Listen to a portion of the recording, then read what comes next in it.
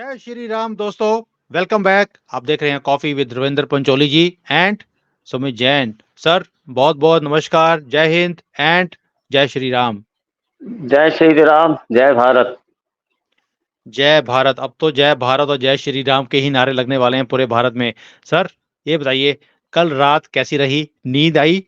या मैंने तो अपने पेरेंट्स से बात करी है, कहते भाई सारी रात नींद नहीं आई ये देखकर कि राम मंदिर बन गया है। दूसरा, पटाखे ही इतने थे कि जैसे ही आग लगती थी कोई ना कोई पटाखे बड़े बड़े फूटने शुरू होते थे।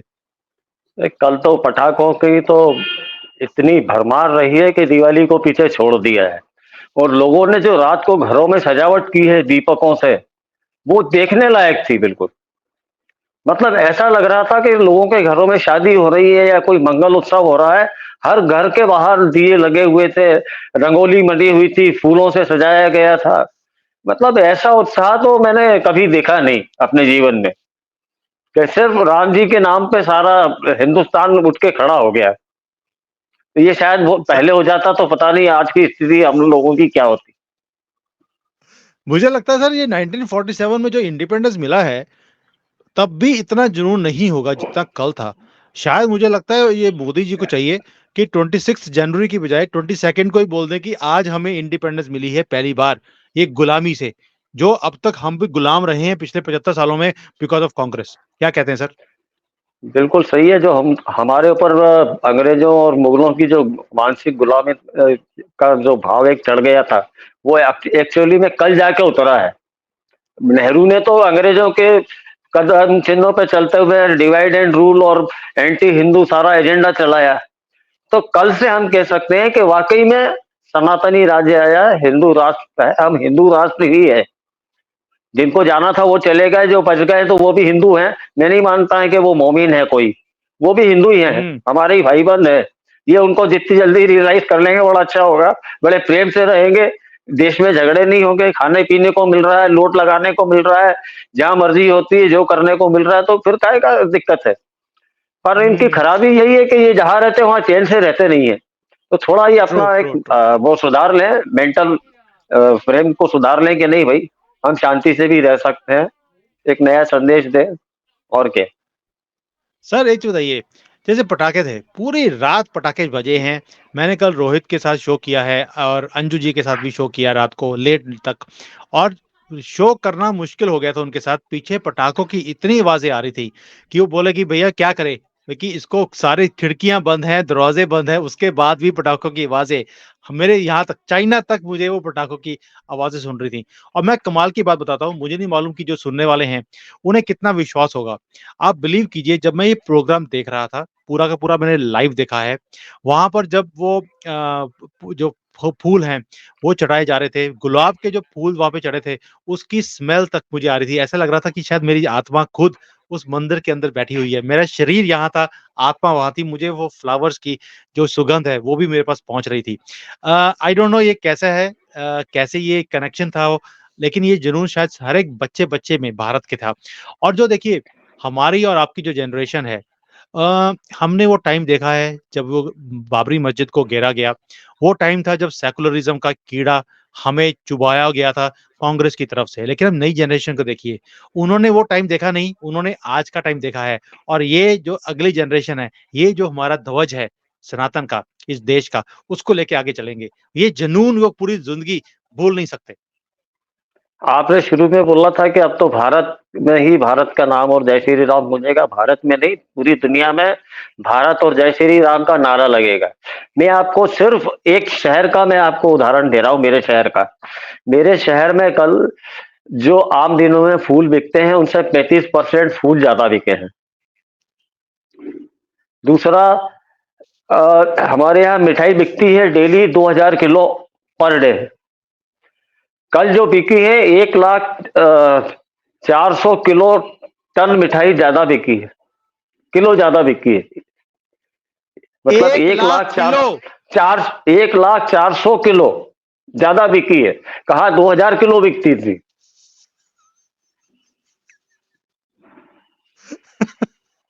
एक भोपाल में सिर्फ।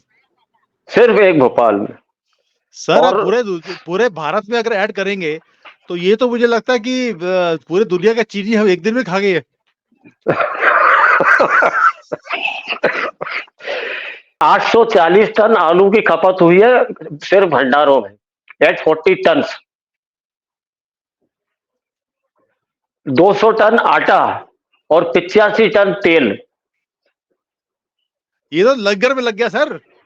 हाँ, ये सिर्फ लंगर की ये बात है, सिर्फ लंगर की बात बोल रहा हूं मैं। और ये भोपाल लंगरों में में सिर्फ। लगा है, सिर्फ भोपाल में। और 400 से ज्यादा कारें बिकी है उस दिन, 700 से ज्यादा टू व्हीलर बिके हैं एक्स्ट्रा। और सबसे बड़ी बात जो हुई है, यहाँ मध्य प्रदेश में कई जो गर्भवती महिलाएं थी, प्रेग्नेंट थी, उन्होंने 22 तारीख के लिए अपनी डिलीवरी रुकवा के रखी थी। किसी की फर्स्ट वीक में थी, किसी की जनवरी के लास्ट वीक में थी। तो उन्होंने कहा कि नहीं साहब, ये भले ही सिजेरियन करना पड़े, हमारे बच्चे 22 जनवरी को पैदा होना चाहिए। तो 500 बच्चे पैदा हुए हैं कल के दिन। कोई सिजेरियन से, नॉर्मल तो नहीं हुए होंगे, नेचुरली जब आपने डेट फिक्स की है, तो 500 बच्चे सिजेरियन से पैदा हुए थे मध्य प्रदेश में। ये तो एक इनिशियल आंकड़ा है, आगे पता नहीं कितना बढ़ेगा। तो लोगों में जुनून जो है उसका तो कोई हिसाब ही नहीं है। और माय लोगों ने किसी गॉड। का नाम, लड़के हुए तो उनका नाम राघव रखा है, लड़कियां हुई तो उनका सिया रखा है। इस तरह से पूरा बिल्कुल राममय माहौल हो गया है। My God, I can't believe this कि बच्चे भी उन्होंने उसी दिन के लिए पैदा करने के लिए उन्होंने कोशिश करी है, बल्कि उन्होंने ऑपरेशन करवाकर बच्चे बाहर निकाल दिए पहले, टाइम से पहले, कि हमें इसी दिन चाहिए। और यही जुनून है सर जो भारत को इकट्ठा कर रहा है। मैं तो खुद हैरान हूँ, जो जो मैं देख रहा हूँ, इतनी वीडियोस। आपको तो याद है कि आप भी, मैं, हम दोनों उस ग्रुप्स के पार्ट हैं जो पूरे दुनिया में मंदिरों को जोड़ा है। जैसे हमने वीडियोस देखी हैं, जैसे पिक्चर्स आ रही हैं, क्या नाइजीरिया, क्या सऊदी अरेबिया, क्या वो इजराइल, क्या क्या रशिया, आप कोई कंट्री ले लीजिए, जो फोटोज आ रही हैं दिल को छू जाती हैं। फोटोज, क्या जुनून है पूरे दुनिया के अंदर। ये तो मैंने मैंने कभी सोचा नहीं था कि पूरे दुनिया में हिंदू इकट्ठा हो जाएगा। हम हमेशा बोलते थे यार हिंदू इकट्ठा ही नहीं होता है। सर ये क्या हो गया है, मोदी जी ने क्या जादू चला दिया, ये बताइए आप मुझे। ये मोदी जी का जादू तो है ही।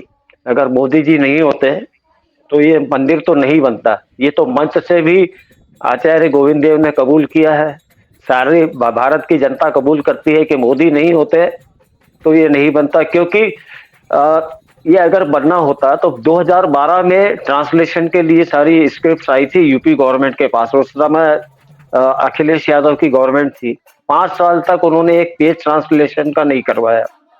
हम्म।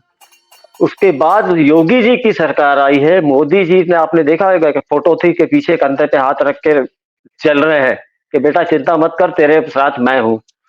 मोदी जी के निर्देश पे उनका सारे जो स्क्रिप्ट थी फारसी में, उर्दू में, उनका ट्रांसलेशन करवा के कोर्ट में सबमिट किया गया। अगर वो ट्रांसलेशन नहीं होता तो ये डिसीजन नहीं आता, और अगर योगी यूपी में नहीं बैठते तो ये संभव नहीं था। तो ये मोदी और योगी दोनों का सम्मिलित प्रयास है कि आज राम मंदिर का जो सपना हम लोग देख रहे थे, कल हमने पूरा उसको अ, जमीन पे उतरते हुए देखा है। साक्षात देखा है। सर मैंने एक वो पोस्टर देखा था जिसमें लिखा था कि ये काम मोदी जी से ही होना था, क्योंकि नाम में ही राम है। ये जो फोटो दिखा रहे हैं अभी, कि नरेंद्र मोदी के नाम में राम है, ये भी किसी को पता नहीं था। ये भी कल उजागर हुआ है। अब देखना पड़ेगा कि कृष्ण किसके नाम पर है। बस कृष्ण जी की तैयारी है, बस कृष्ण जी भी बहुत जल्दी आएंगे।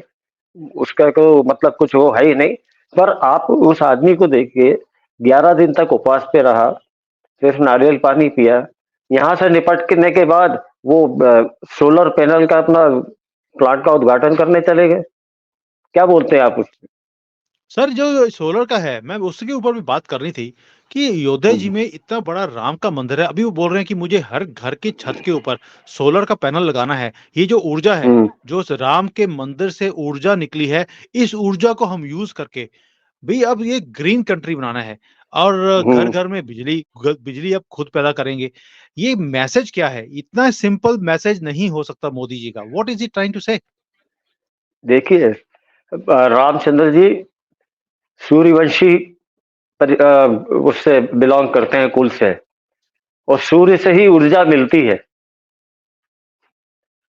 आप ये समझे ना। तो सूर्य से ही ऊर्जा मिलती है। रामचंद्र जी सूर्यवंशी है। तो एक सीधा-सीधा इशारा है कि भाई साहब ये राम की कृपा से ही आपको ऊर्जा मिल रही है। ये सूर्य जो है राम के वंश का है और आपको ऊर्जा मिल रही है। और आपको मैं बता दूँ कि भारत में 70% बिजली कोयले से और तो करीब 30% अदर सोर्सेज़ से बनती है। इसमें सबसे बड़ी हिस्सेदारी सौर ऊर्जा की है, जो 30% का जो अदर सोर्सेज़ से बनती है, उसमें सबसे ज़्यादा हिस्सा सौर ऊर्जा का है। अभी देश में सोलर पैनल से करीबन 5,000 लाख करोड़ किलोवाट आवर केडब्ल्यूएच बिजली पे तैयार हो रही है और सबसे बड़ी हिस्सेदारी इसमें सोलर प्लांट की है। हुँ। तब धीरे-धीरे ये जो 70% है इसको धीरे-धीरे रिड्यूस करके ये 50, 60, 70% तक इसको लेके आ जाएँगे। हुँ, हुँ, हुँ, हुँ। दैट मीन्स कि सर मुझे लगता है कि जैसे सनातन का कल ध्वज फहरा दिया, रामलला अपने स्थान पर पहुँच गए, वो फटी हुई चादर के टेंट में नहीं हैं, फाइनली अपने महल में हैं और जो ऊर्जा निकली है, मोदी जी ने बोला कि अब ऊर्जा तो मैंने खड़ी कर दी, जहाँ से ऊर्जा ये सूर्य रामचंद्र जी का सूर्य है, जहाँ से ऊर्जा निकल रही है, अब इसे कैप्चर आप करिए अपने घर के अंदर, कैप्चर करके अपनी बिजली बनाइए और उसके बाद इसको स्प्रेड भी कीजिए। राम ने अपना काम कर दिया, मैंने अपना काम कर दिया, अब ये ध्वज और ये ऊर्जा को स्प्रेड आपने करना है। मैं तो इसको इस तरह से देखता हूँ कि अब आपका भी कोई कर्तव्य है, आप भी कुछ काम कीजिए। देखिए, इस ये थोड़ी-सी ऊर्जा सुप्रीम कोर्ट के जजों में भी पहुँची है। कल उन्होंने जो निर्णय दिया ज़रा उसके शब्द सुनिए आपको भी मज़ा आएगा, कि प्राण प्रतिष्ठा का सीधा प्रसारण रोकने पर तमिलनाडु सरकार को नोटिस दिया सुप्रीम कोर्ट ने, कि पड़ोस में दूसरा समुदाय है, इसलिए आप पूजा रोक दें, ये संभव नहीं है। मतलब उन्होंने कहा कि साहब सेंसिटिव एरिया है, यहाँ से जुलूस मत निकालो, यहाँ पे ये मत करो, यहाँ लाउड स्पीकर मत लगाओ, यहाँ वो मत करो।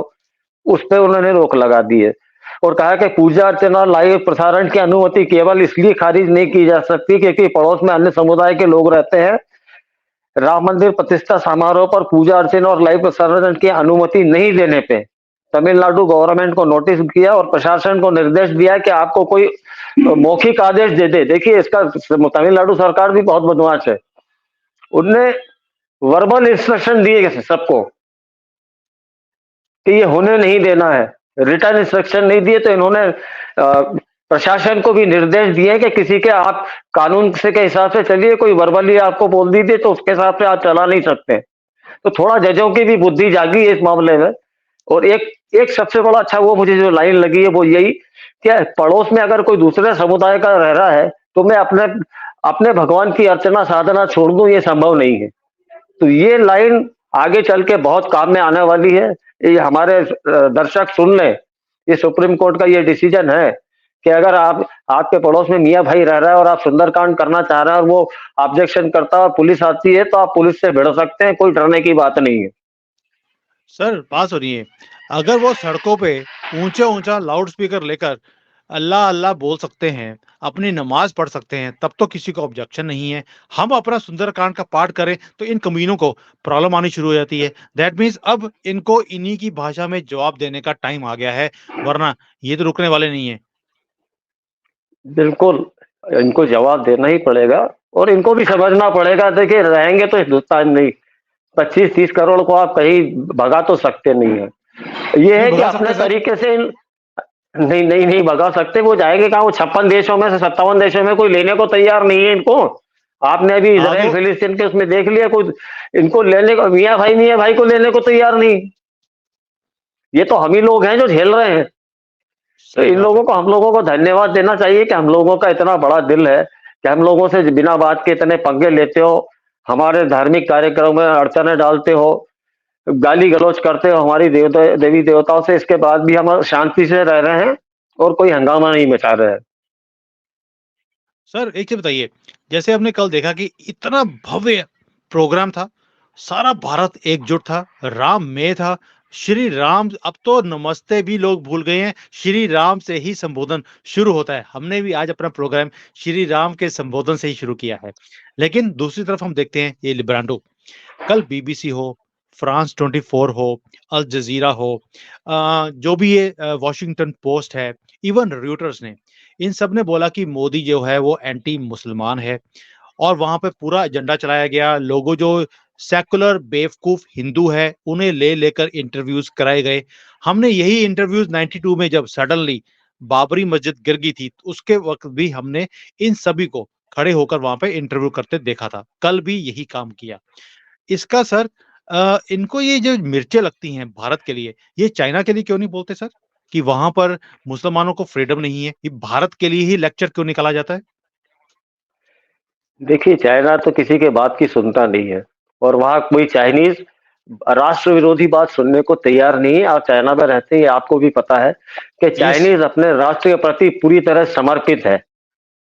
वो अपने देश के खिलाफ कोई शब्द सुनने को तैयार नहीं है। हमारे यहाँ ऐसे हैं लिबरल लोग कि उनको लगता है कि हमारे देश की खिल्ली उड़ाएँगे, हमारी संस्कृति की खिल्ली उड़ाएँगे तो हम बड़े लिबरल कहलाएँगे और हमको बाहर के देशों में हेडलाइन्स मिलेगी। ये उसी तरह के लोग हैं। बाकी इनका कोई वजूद बचा नहीं है, इनके चिल्लाने से, इनके कोसने से कुछ फ़र्क नहीं पड़ता है। वो कहते हैं ना कि मेंढकों के कोसने से सांड नहीं मरा करते हैं। जब कई बार तालाब में जब सांड पानी पीने जाता है तो कीचड़ में मेंढक बैठे होते हैं, तो उसके पाँव तले पता नहीं कितने मेंढक मर जाते हैं। वो मेंढक बददुआएँ देते हैं कि साला सांड मर जाए, पर उनके कोसने से सांड तो मरता नहीं है। तो ये उसी तरह के मेंढक हैं, कोसते रहेंगे, सांड पे कोई फ़र्क नहीं पड़ने वाला है। सर आपको नहीं लगता कि ये जो जो सारे एजेंडा चलाते हैं, भारत की सरकार को प्रोटेस्ट करना चाहिए कि भई तुम होते कौन हो हमारे देश के अंदर इंटरफेयर करने वाले? अगर तुमने दोबारा ये काम किया, हमारे खिलाफ बोलने की ऐसे बेवकूफ़ों की तरह बोलने की बातें करी, हम तुम्हारी दुकान बंद कर देंगे। भई चाइना में आज देखिए बीबीसी ने एक बार कोशिश किया था, उनकी दुकान बंद कर दी, एंट्री ही बैंड है। Why can't Indian government do all those things? भई आपको एक स्ट्रॉन्ग स्टेप तो लेना पड़ेगा, एक के साथ लेंगे, बाकी सब अपना मुँह अपना बंद कर लेंगे। देखिए, अभी कुछ कदम तो उठाए थे। बीबीसी ने फाइनेंशियल हेरा-फेरी की थी, ईडी का छापा पड़ा था, न्यूज़ क्लिक पे भी छापे पड़े हैं, धीरे-धीरे हो रहा है। अभी तक जो नहीं हो रहा था, वो धीरे-धीरे सब हो जाएगा। रातों-रात तो नहीं होगा क्योंकि इनका जाल बड़ा लंबा-चौड़ा है। 70 हुँ। सालों में जो जाल फैलाया है, उसको काटने में थोड़ा टाइम तो लगेगा, पर शुरुआत हो सर चुकी है। आपको नहीं लगता कि जैसे गवर्नमेंट अपना काम कर रही है, गवर्नमेंट के काम थोड़े से होते हैं कि डिप्लोमेसी भी देखनी है, सब कुछ करना है। क्या भारत के लोगों को सड़कों पे नहीं आना चाहिए? बीबीसी के ऑफिस के बाहर खड़े होके तुम्हारी हिम्मत कैसे हुई? ये श्री राम की जगह है, जब 2 कंट्रीज़ धर्म के बेसिस पे बना दिए गए।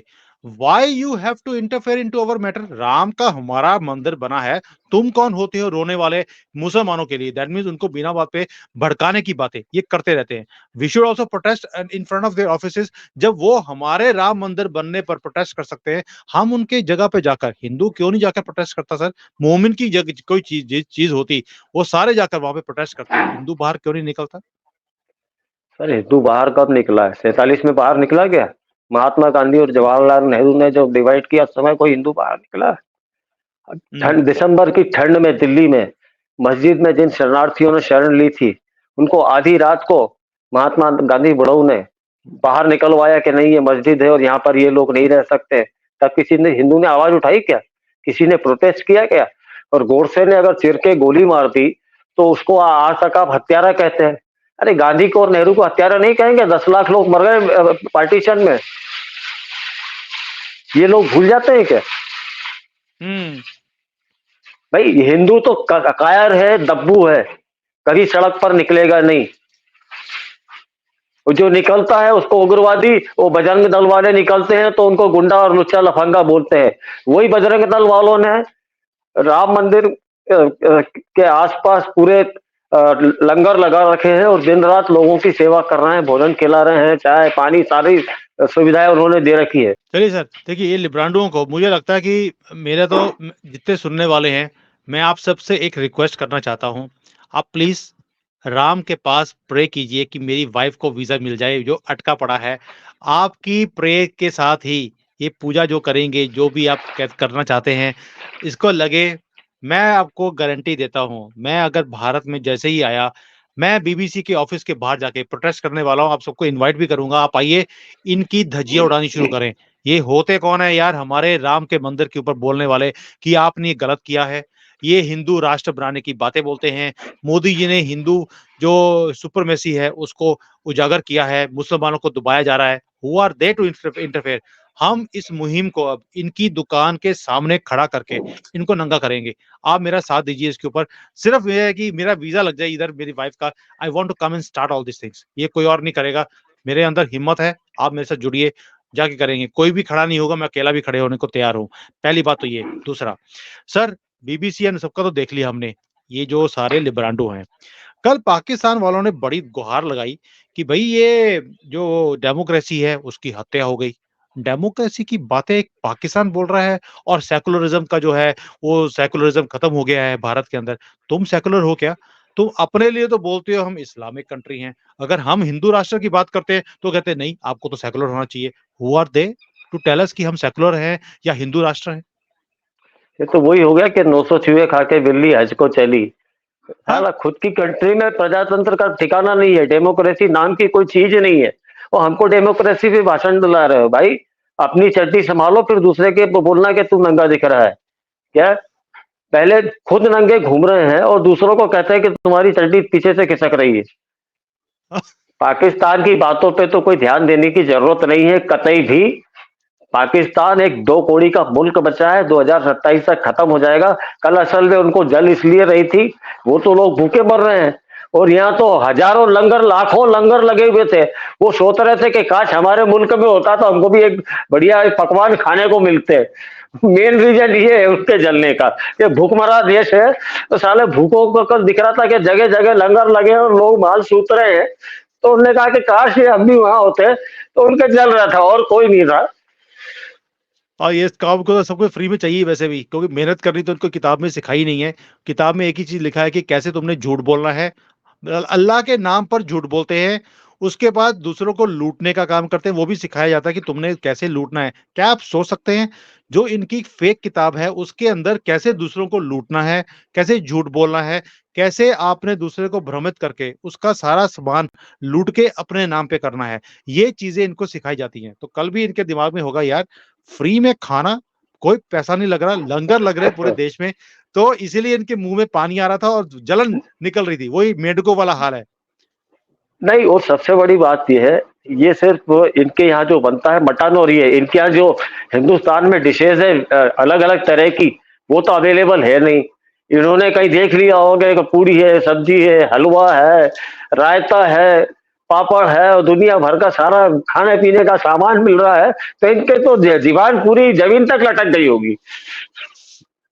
सर, भाई आपको इनको याद सिर्फ होगा जब जब जब इनकी क्रिकेट की टीम आई थी, सारे वर्ल्ड की जब या वर्ल्ड कप में हर एक आदमी अपनी फ़ोटोज़ भेज रहा था कि मैंने मैच पे ऐसे खेला, मैंने ये ऐसी प्रैक्टिस करी, वो ऐसी वीडियोज़ या फ़ोटोज़ लगा रहे थे।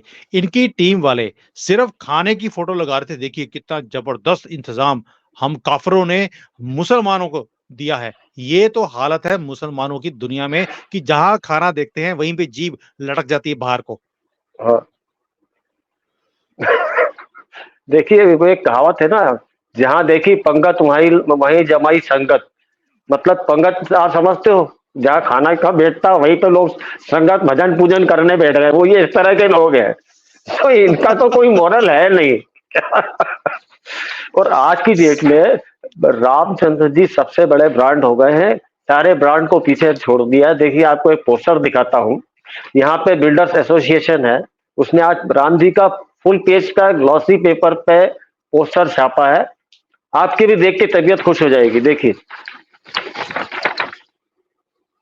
वाह!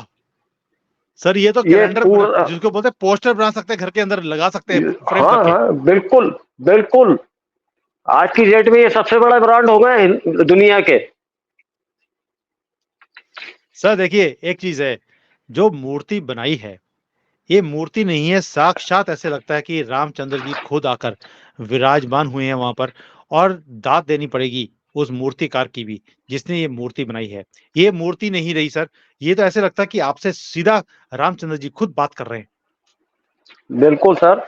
और जिसने मूर्ति बनाई है वो भी बेचारा यंग है, कोई बहुत बुजुर्ग ने या वैसे व्यक्ति ने नहीं बनाई है। इसकी मुस्कुराहट भी बिल्कुल ऐसी है जैसी इसने मूर्ति ने बनाई है। मूर्तिकार की मुस्कुराहट भी बिल्कुल रामचंद्र जी जैसी है। तो ये खुद कह रहा है कि श्री रामलला मेरे हृदय में बस गए हैं। और इसे बनाने वाले अरुण का नाम है अरुण योगीराज। कर्नाटक का है, इसका नाम है अरुण योगीराज। और इसने कहा कि मैं धरती पे सबसे भाग्यशाली इंसान हूँ, मेरे पूर्वजों और मेरे परिवार का आशीर्वाद है, सबसे अधिक रामलला का मुझ पे आशीष है कि मुझे ये मौका मिला कि उनकी मूर्ति मैं बनाऊं। अच्छा, योगीराज कर्नाटक के मैसूर का रहने वाला है। इसकी 5 पीढ़ियों से ये मूर्ति बनाने का काम इनकी 5 पीढ़ियों से चल रहा है। ये मतलब ये ऐसा नहीं है कि इसने एकदम बनाना शुरू कर दिया है, पीढ़ी दर पीढ़ी इनके काम चल रहा है। इसके पिता दादा ने भी प्रसिद्ध मूर्तियां बनाई है। और जो केदारनाथ में शंकराचार्य की 12 फीट की ऊंची प्रतिमा लगी है, वो भी इसी ने बनाई है। और मैसूर में 21 फुट की ऊंची हनुमान जी की मूर्ति जो है, वो भी इसी ने बनाई है। तो इसके ऊपर तो भगवान की पूरी कृपा है। आदि शंकराचार्य से लेके हनुमान जी और रामचंद्र जी की सारी कृपा अरुण योगी राज पर है। सर मैं तो सुना था कि जो इवन पत्थर है जिसके ऊपर जो लेके आए हैं वो मिलियंस ऑफ ईयर्स पुराना पत्थर था, वो जो नेपाल से लेके आया गया, वहां से लाकर इसके ऊपर इसकी निकाशी हुई है और इसे बनाया गया। और ऐसे ही मूर्ति है, लिटरली ऐसे लगता है कि बोल रही है मूर्ति आपके साथ। उनकी छवि देखते ही हर एक आदमी के और जितने भी लोग हैं सबके आंखों में आंसू थे, इंक्लूडिंग माई सेल्फ। और कितने लोगों ने कल कमेंट्स डाले हैं हमारी वीडियोस के ऊपर कि भाई मैं रो रहा था, पूरा परिवार रो रहा था इसको देखकर। इसको बोलते हैं जुनून, इसको बोलते हैं अपने रूट्स के साथ शायद दोबारा से वो चीज को उजागर किया है कि जहां पर हम प्राउडली बोलते हैं मैं हिंदू हूँ, मैं सनातनी हूँ, मैं राम का भगत हूँ। जो राम का नाम लेना, जय श्री राम बोलना गाली बोला जाता था, या इसको बोलते थे कि भी ये बैंड है भारत के अंदर, आज हम किसी की परवाह किए बिना उस नाम को ले रहे हैं फ्रीली। क्या हो रहा होगा ममता बनर्जी और राहुल गांधी जैसे आदमी के ऊपर आज? सर इनको तो जलने दीजिए। नेपाल में कल जानकी मंदिर में 50,000 लोग पहुंचे हैं और 1.25 लाख दियों की दिवाली मनाई है उन्होंने। और श्रीलंका में अशोक वाटिका, जहां जहां से रामचंद्र जी दुनिया में सबसे अधिक जुड़े जाने वाला इवेंट बन गया है, सब जगह भव्य जश्न मनाया गया है। 1,17,00,000 लोगों ने का जो समारोह है, ये राम जी की प्राण प्रतिष्ठा का प्रोग्राम देखा है। तो इन लोगों के जलने से कुछ फर्क पड़ने वाला नहीं है। ये सिर्फ यूट्यूब का नंबर दे रहे हैं, अभी तो दूरदर्शन का नंबर आया नहीं है। जब उसका नंबर आएगा, क्योंकि एक्सक्लूसिव राइट्स थे दूरदर्शन के पास इसको दिखाने के लिए, मुझे लगता है सारे दुनिया के रिकॉर्ड कल के तोड़ दिए होंगे दूरदर्शन ने अकेले ने। और दूरदर्शन वो वाला जिसको कोई देखता नहीं था, कल सिर्फ दूरदर्शन ही देखा जा रहा था और किसी के पास कोई और जाने का मौका ही नहीं दिया मोदी जी ने। और जो चाल थी मोदी जी की, जैसे वो एंट्री लिया है उन्होंने उस हॉल के अंदर, सर वो भी एक ऐसा दृश्य है, वो पूरी जिंदगी हम भूल नहीं सकते। जैसे एक शेर आता है और एंट्री किया उन्होंने उस कल, सिर्फ एक ही वीआईपी था वहां पे, ना मोदी था, ना अंबानी था, ना कोई और एक्टर्स थे, ना हमारे क्रिकेटर्स, कोई भी सो कॉल्ड वीआईपी नहीं था। कल वीआईपी था तो एक ही, वो थे हमारे राम लल्ला। कैसा वो सीन था सर, आप बताइए। वो तो ऐसा लग रहा था कि गुफा से बबर शेर चला आ रहा है, बिल्कुल। यस। और आपने अंबानी का नाम लिया तो कल अंबानी ने, मुकेश अंबानी ने 2,51,00,000 का चंदा दिया है, दान करा है वहां पर। तो हमारे यहाँ दानवीरों की कमी नहीं है, खाली ब्याज ब्याज से मूर्ति बन जाती है। जो मूलधन है वो तो वैसा का वैसा ही रखा हुआ है सर। तो ये मूर्ति नहीं अभी सर, तो, मूर्ति नहीं, पूरा टेम्पल बन गया है, पूरा मंदिर हाँ, जो है वो सिर्फ उसी, नॉट मूर्ति ओनली। टेम्पल अभी बनना बाकी है। जो मूर्ति है और आसपास का जो बन गया है, आपका जो गर्भगृह बन गया है और आसपास के जो शिखर बन गए हैं, अभी तो बहुत बनना बाकी है। तो वो अभी सिर्फ ब्याज से ही काम चल रहा है। सर ये है प्यार, ये है जुनून, ये है हमारा राम और हमारे राम का मंदिर। क्या जुनून दिखाया है, क्या पटाखे बजाए हैं। मुझे लगता है कल ना तो सुप्रीम कोर्ट ने सूंघा ना मूता, जो आपकी लैंग्वेज है, कि ना तो ये सूंघा है कल मूता है, कुछ भी नहीं, चुप करके बैठे थे कि दिवाली में इन्होंने मेरे आगे पीछे पटाखे लगाकर फोड़ दिए थे। कल तो ये हालत थी कि हम सारी दिवालियां भूल गए। कितने लोगों ने मुझे फोटोज भेजी हैं, दिए जलाए उन्होंने, लाइटें लगाई हैं और क्या मिठाइयां बांटी हैं सारी भारत में। कल नए नए कपड़े डाले हैं, जो हम दिवाली पे करते हैं उससे ज्यादा भव्य कल टाइम था। कल भगवा कलर का झंडा ही नहीं मिला लोगों के पास। लोग ढूँढते रह गए, लेकिन हुआ नहीं। पूरे दुनिया में जो जश्न है, देखने वाला था और यही जुनून है जिसने भारत को दोबारा से भारत बनाया है। हम शायद कहीं न कहीं इंडिया के नाम में अपने आप को भूल चुके थे। कल भारत का नींव रखा गया है। मुझे उम्मीद है कि अब अगले जो इलेक्शंस हैं इसके बाद भारत नाम दोबारा से रखा जाएगा। मुझे उम्मीद थी कि लास्ट नवंबर में जब स्पेशल सेशन था कि उसमें इंडिया का नाम भारत कन्वर्ट कर दिया जाएगा। उसकी सारी मुहिम सारे चैनल्स के ऊपर दिखाया भी जा रहा था कि शायद ये करने वाले हैं, लेकिन नहीं हुआ। मुझे उम्मीद है कि कल रामलला के बिठाने के बाद अपने महल के अंदर मुझे लगता है अब अगला काम है इंडिया को भारत बनाने का, और इसको बनाने का पहला काम होता है कि सभी लोग इकट्ठे हों। कल कोई जाति नहीं, कोई पाति नहीं, कोई डिफरेंस नहीं, कोई नॉर्थ साउथ नहीं, कोई ईस्ट वेस्ट नहीं, कल कोई इंडिया नहीं, कोई बाहर नहीं, सब एक था, सब राम में था और यही चीज़ें हैं जो स्पेशल हैं। हम इन चीज़ों को, इन मेमोरीज़ को अपने दिल में रखकर शायद मरते दम तक नहीं भूल सकते और ये मोमेंट दोबारा नहीं भी आएगा, हमें भी मालूम है। आपको एक बात बता दूं, भारत ऑलरेडी था, है। ऑफिशियली सब लेटर हेड्स पे भारत ही जा रहा है। भारत के राष्ट्रपति, भारत के प्रधानमंत्री, प्रेसिडेंट ऑफ इंडिया नहीं जा रहा है। और अभी एक कोई सम्मेलन हुआ था, उसमें किसी विदेश मंत्री ने भी कहा था, प्राइम मिनिस्टर ऑफ भारत। तो अब ये लोगों को समझ में आ गया है कि ये भारत है। ऑफिशियली क्या है, हम तो हैं ही भारत।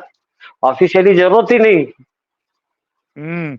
देखिए, क्या होता है कि एक एक ऑफ़िशियल होता है कि भई आपने इंडिया का नाम भारत कर दिया, वो भी चीज़ है और जिस दिन ये होगा, उसी दिन मोदी ने बोलना है मेरी सारी पुरानी करेंसी खत्म, अब ये रिज़र्व बैंक ऑफ इंडिया नहीं, रिज़र्व बैंक ऑफ भारत है। तो वो चीज़ है जिसके लिए मैं वेट कर रहा हूँ। I want it to be officially done also, ये भी हो जाएगा। मुझे मालूम है कि 24 के बाद बहुत बड़े-बड़े काम होने हैं, 500 प्लस हम लेके आने की बात कर रहे हैं कि मोदी जी के पास 500 प्लस आने चाहिए। ताकि ये सारे के सारे कार्यक्रम जितने भी हैं, वो सारे पूरे हों और 492 सालों के बाद हमारा राम का मंदिर बना है, तो 492 सीट तो बीजेपी की अकेले की बनती ही है यारो। अब बटन आपने दबाना है, अब नॉर्थ, साउथ, ईस्ट, वेस्ट कोई जाति नहीं, कोई पाति नहीं, सबको भूलकर आपने कल जैसे जश्न मनाया है वैसे ही अब 24 के इलेक्शन में हमें जश्न मनाना है 492 plus. Only for Modi. NDA की बाकी आपकी मर्ज़ी है कि एनडीए को आपने कितनी वोटें देनी है। सर, आज बहुत अच्छा लगा ये पूरी डिस्कशन एक करके। बात और बता दूं, मैं एक को और इंतजार कर रहा हूँ कि ये जो हमारे नोटों पे ये ठरकी बुड्ढे की फोटो लगी हुई है, जिसके कारण पूरे भारत में भ्रष्टाचार फैला है। क्योंकि जिसकी फोटो लगेगी वो वैसे ही कर्म होता है, मतलब जैसा खाओगे अन्न वैसा बनेगा मन। तो फोटो उस हुँ, ठरकी की बुड्ढे की लगी है, भ्रष्टाचारी है, तो इसके कारण भ्रष्टाचार फैला है। मोदी जी से निवेदन है, उस ठरकी बुड्ढे की फोटो हटा के रामचंद्र जी की फोटो लगाए और फिर देखें राम राज्य आता है कि नहीं। बिल्कुल सही कह रहे हैं। एक तो पार्लियामेंट भी हमारा चेंज हो गया है। पुराने पार्लियामेंट की फ़ोटो है, उसे चेंज करके नया पार्लियामेंट जिसको रामलला का मंदिर बोला जाता है, वो दिखाना चाहिए। This is our new parliament sir. ये पार्लियामेंट दिल्ली वाला नहीं, राम राज्य जो है, जहाँ से शुरू हुआ है, राम का मंदिर ही हमारा पार्लियामेंट है और ये ठरकी बुड्ढे की फ़ोटो लगाने की बजाय रामचंद्र जी की, रामलला की मूर्ति की फ़ोटो होनी चाहिए। शायद नोट चेंज करने का टाइम है। मुझे लगता है कि अगला नोट जो चेंज होगा, वो भारत का नाम चेंज होने के बाद ही होगा कि ये भारत है, भारत का पार्लियामेंट भी ये है और भारत के जो नायक हैं, उनकी फ़ोटो वहाँ पर है। चलिए वेट करते हैं उसकी जब होगा 24 के बाद मुझे उम्मीद है 492 दोस्तों याद रखना 492 इतनी वोटों के साथ अगर हम या सीटों के साथ मोदी जी को वापस लेकर आते हैं ओनली फॉर मोदी और बाकी एनडीए के लिए आपकी मर्ज़ी है, जितनी मर्ज़ी। ये आपके ऊपर है कि कितना बटन आपको दबाना है। Let's wait for it. आज मजा आया पूरी डिस्कशन करके। इस मोमेंट्स को दोबारा बार-बार जीने का मन कर रहा है, इसलिए बार-बार हम लोगों के साथ ये अपनी फीलिंग्स को शेयर भी करते हैं, दिल से करते हैं। और दोस्तों, आप भी दिल से इसको एन्जॉय कीजिए। ये मोमेंट्स भूलने वाले नहीं हैं। इसलिए हम ये वीडियोज़ बना रहे हैं ताकि जब तक हम रहेंगे, इन वीडियोज़ को बार-बार देखेंगे, इन मोमेंट्स को बार-बार एन्जॉय करेंगे। इनको भूलना ही नहीं चाहते। सर, आपका बहुत-बहुत शुक्रिया। आपने दोबारा टाइम दिया आज और दोबारा डिस्कशन करेंगे किसी और मुद्दे के ऊपर। तब तक जय श्री राम, जय श्री राम, जय भारत। जय Bharat. Hi there. If you liked the video, Please don't forget to smash the like button, subscribe to our channel, and activate the bell icon so that you receive all notifications whenever we upload a new video. Thanks for watching.